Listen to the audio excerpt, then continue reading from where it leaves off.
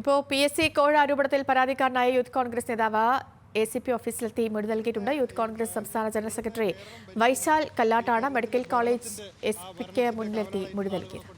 അവരുടെ ഉത്തരവാദിത്തമാണ് ഇതിന്റെ മേലുള്ള കരിനിഴൽ ഇല്ലാതാക്കുക എന്നുള്ളത്. കാരണം PSC എന്ന് പറഞ്ഞാൽ നമ്മൾ ചെറിയൊരളവ് കാണേണ്ട കാര്യമല്ലല്ലോ.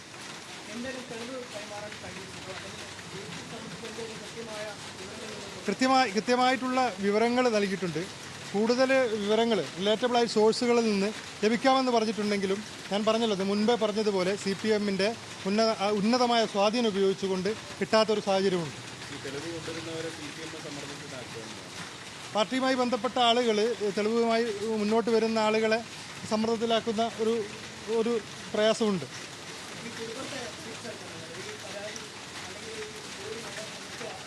ഞാൻ അക്കാര്യം ഞാനിപ്പോൾ നിങ്ങളെ മുന്നിൽ വെളിപ്പെടുത്തുന്നില്ല. അത് സ്വകാര്യപരമായ നിൽക്കേണ്ട ഒരു കാര്യമായതുകൊണ്ട് മാത്രം അവരെ ഏതെങ്കിലും തരത്തിൽ ബാധിക്കുന്നത് കൊണ്ടോ ഞാൻ അക്കാര്യത്തിൽ ഞാൻ വെളിപ്പെടുത്താൻ ആഗ്രഹിക്കുന്നില്ല.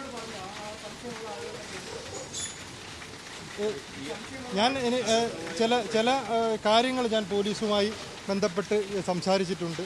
പോലീസ് അക്കാര്യത്തിൽ കുറ്റക്കാർക്കെതിരെ ശക്തമായ നടപടിയെടുക്കാമെന്ന് പറഞ്ഞിട്ടുണ്ട്. അതേപോലെ തന്നെ ഇതുമായി ബന്ധപ്പെട്ട ആളുകളുടെ സാമ്പത്തിക സ്രോതസ്സുകൾ, അതേപോലെ സാമ്പത്തിക ഇടപാടുകൾ കൃത്യമായി പരിശോധിക്കണം എന്ന കാര്യം ഞാൻ കൃത്യമായി അവിടെ സൂചിപ്പിച്ചിട്ടുണ്ട്.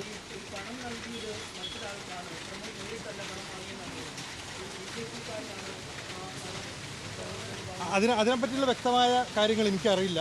കാരണം ഇതുമായി ബന്ധപ്പെട്ട് ബിനാമി ഇടപാടുകളാണ് നടന്നിട്ടുള്ളതെന്നാണ് നമ്മൾ സംശയിച്ചുകൊണ്ടിരിക്കുന്നത്.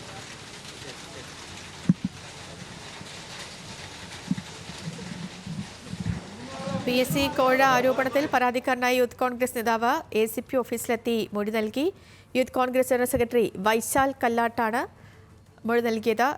ഈ ആരോപണത്തിൽ ഇപ്പോൾ വലിയൊരു ബനാമി ഇടപാടടക്കം നടന്നിട്ടുണ്ട് എന്ന വിമർശനമൊക്കെയാണ്, അല്ലെങ്കിൽ ആരോപണങ്ങളാണ് ഇപ്പോൾ ഈ വൈശാൽ പറഞ്ഞിരിക്കുന്നത്.